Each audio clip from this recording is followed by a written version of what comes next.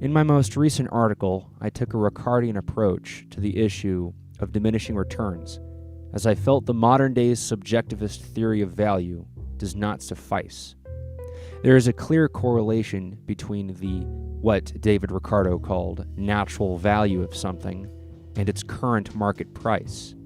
That is, there is clear empirical evidence that when technology that fosters the ability for cheap commodities is invented, when cheap labor is utilized to bring down the price of a commodity, and when domestic occupations are cheapened due to the onset of economic efficiency, the value of commodities are diminished, but likewise, as are the assets propped up by previous eras of high investment, high money velocity, and high money lending. That being the case, when there is nothing left to invest in and the only investments one can make are low yielding, the proclivity towards a disinflationary economic paradigm is strong. If the stagnation falls into an economic decline due to an utter lack of investment, hiring, rising money velocity, and proclivity towards saving, then the disinflationary paradigm becomes one of deflation. This brings up an issue that the modern-day subjectivists of all economic schools cannot solve: the proclivity of diminishing returns in an economy that structures itself in an orientation towards efficiency and nothing but the goal of efficiency. This is seen in the modern era quite often due to an abandonment of culture and spirituality for the godhead of efficiency and convenience. In times gone, civilizations would put immense resources into religious, artful, architectural, and cultural affairs. While this is utterly no longer the case, and in fact, society is actively destroying that infrastructure and replacing it with its own resentful decadence, knocking down statues and old architecture and replacing it with strip malls, Amazon distribution centers, and suburbia. The beast knows no bounds, even in its fall, and we can see it with economic stagnation that continues on a rut of expansion. The value question then becomes one unsolved. What is the value of infrastructure that purely survives on esoteric financialization? If one is to pull the proverbial tablecloth out from under this, it would reveal nothing more than air, and everything would fall to the ground. It begs the question of the value of overly specialized jobs, of a global economy that, when stagnation hits, has parts that resent the whole, and leaves most nations left with useless central banks who cannot magically induce the inflation for asset prices that they want, nor induce economic growth like what had previously existed in the economic highs. The subjectivist approach answers why the ebbs and flows of the market in the short term move in the way that they do. However, gives a sense of certainty that doesn't actually exist. The minute the specialized and financialized economy that has no productive capacity faces any unpredictabilities, its prices, jobs, economy, and forward-looking expectations are thrown out of whack. It's why the modern world is so viciously evil to anyone who is left alone in the cities in their specialized job. They live and die within an economy that doesn't owe them anything, and if left to their own devices without community or self-determination, they will not last.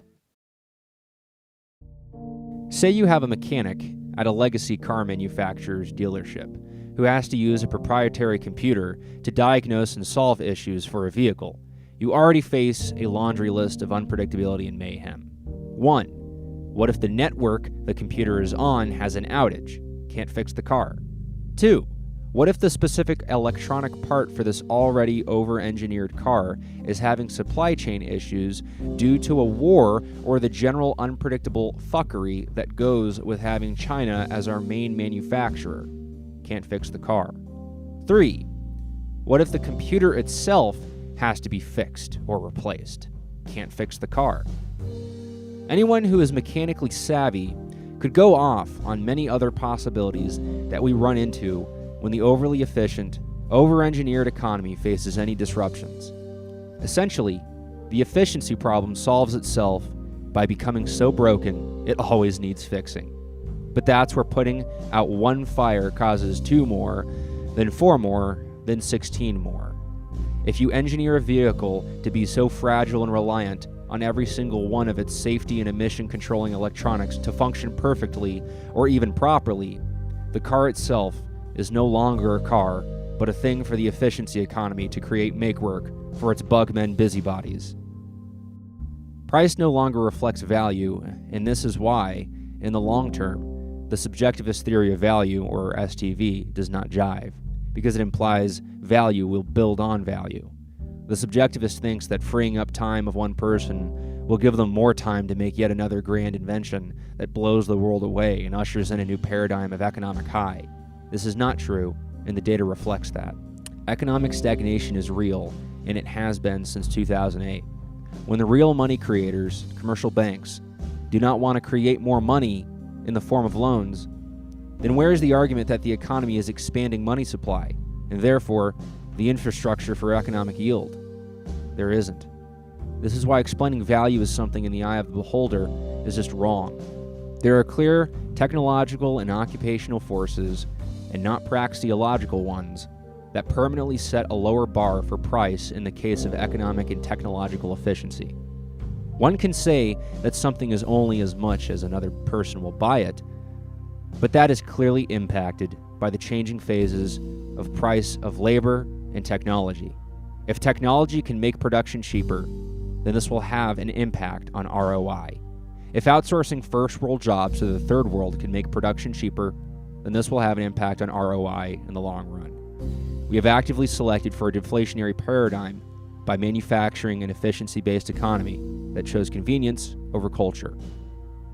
The neoclassical approach will take an issue with my observation, because they think the cure to efficiency is more efficiency, or to make the issue political and say that more or less government would somehow impact the ability for this economy to produce more technology that, well, makes life more expensive or makes creative destruction an absolute factor of new technological production by prioritizing efficiency.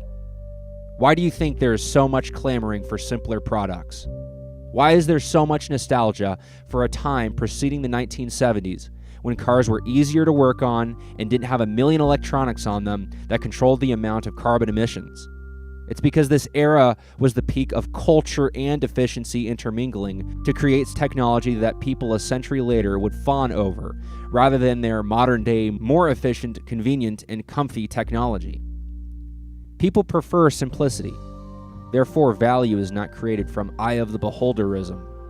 Market forces create distortions of prices that, under some level of constancy, in a more closed, autarchical system, would not be distorted as drastically. However, in the overly interconnected modern world, the issue of drastic price fluctuations and unpredictability rear up because humanity is still humanity, power is still power, and economics is still the dismal science. If we are to remedy the issue of low return, we must first remedy the issue of economy worship. In conclusion, the issue with STV is it assumes that the paradigm of economic growth is fluid and that prices do not have a permanent natural floor that is ultimately decided by the lower cost of production that outsourced jobs, cheaper labor, and efficient technology bring. This way of thinking has poisoned the intellectual waters of modern economic thought for Keynesians, Austrians, Chicagoans, and other modern economic schools, as they all assume value is decided by the market. In worshiping the competition that capitalism, in all its various forms, and globalism bring, the systems within it have created the most efficient system possible that is bound to face diminishing returns due to its inability to create further employable capital. This would explain why all modern capitalists focus on different make-work, efficiency-based projects like green energy, and convenience-focused, dopamine-chasing endeavors, because in simple terms, everything has been done.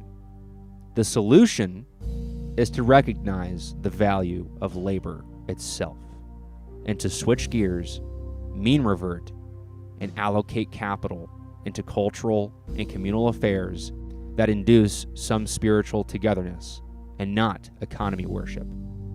We clearly mustn't value line-go-upism in all of its forms. Economy worship is really just worship of money, and that's where all worldly problems ultimately stem from. Valuing your local carpenter, machinist, and restaurateur is where value is created, because that is where culture and community are created. That being said, Jesus Christ is Lord, and keep him in your mind, heart, and soul always.